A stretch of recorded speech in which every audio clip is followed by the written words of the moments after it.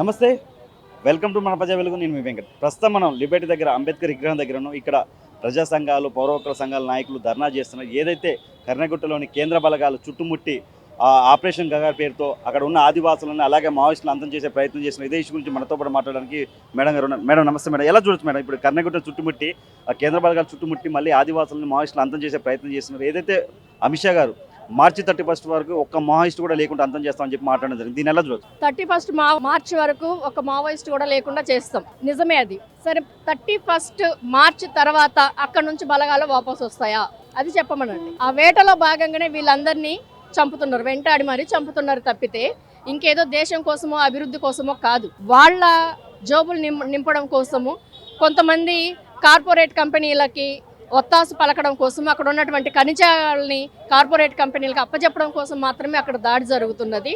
కాబట్టి అంటే 31 మార్చి తర్వాత ఇప్పుడు బలగాలు కాదు, 31 మార్చి తర్వాత బలగాలు వెనక్కి వస్తాయి అనేది ఖచ్చితంగా చెప్పమనండి. డేట్ ఇచ్చి చెప్పలేడు. ఇప్పుడు ప్రస్తుతం మేము అడుగుతున్నది అయితే ఒకటే ఉంది, కర్రెగుట్టలలో ఉన్నటువంటి ఆ బలగాలన్నీ కూడా వాపసు రావాలి. 19వ తారీఖు నుంచి 5 మందిని చనిపోయారని అంటున్నారు. ఆ చంపేసినటువంటి వాళ్ళు ఎవరినైతే మీరు చంపారో ఆ పేర్లు ప్రకటించాలి, కుటుంబాలకి ఆ శవాలను అప్పచెప్పాలి. తెలంగాణ బోర్డర్లో ఉన్నటువంటి ఈ బలగాల్ని వెంటనే వాపసు తీసుకురావడానికి రేవంత్ రెడ్డి బాధ్యత వహించాలి. రేవంత్ రెడ్డి బాధ్యత అక్కడ నుంచి బలగాల్ని వాపసు తీసుకురావడానికి. ఏదైతే ఇప్పుడు మామూలుగా ఎవరైనా గొంతెత్తి ప్రశ్నిస్తే అర్బన్ నక్సలైట్ అని చెప్పి ఒక ట్యాగ్ లైన్ పెడుతున్నారు. దీన్ని ఎలా చూడొచ్చు? అంటే ప్రశ్న అనేది ఉండొద్దు. ప్రశ్న ఉంది అంటే జవాబు చెప్పాల్సిన బాధ్యత గవర్నమెంట్కి ఉంటుంది. జవాబు చెప్పాలి అని అంటే అక్కడ తప్పేంటో తనను తాను ప్రశ్నించుకోవాలి. తనను తాను ప్రశ్నించుకునే ఇది లేదు. మేము చేస్తున్నదంతా కరెక్ట్ అని నిరూపించుకోవడం కోసము ప్రశ్న అనేది లేకుండా మాకు ఎవరు తిరిగి ఉండొద్దు, అంటే మేము చేస్తున్నది తప్పు కావచ్చు, చంపుకుంటూ పోతున్నాం, దాన్ని ఎవరు ప్రశ్నించొద్దు అనే ఒక దాంతో ప్రశ్నించకుండా ఉండాలి అని అంటే వీళ్ళు కూడా అర్బన్ మావోయిస్టులు అనే ఒక ముద్ర వేసి నోరు ఎత్తనీయకుండా చేస్తుంది. ఇప్పుడు ఏదైతే అడవి సంపద, ఖనిజ సంపద దోచుకోవడం కోసమే ఈ మావోయిస్టులు అంతం చేసే ప్రయత్నం చేస్తున్నారు అనుకోవచ్చు. దీన్ని ఖచ్చితంగా ఖనిజ సంపద అంటే అది అడవి సంపద.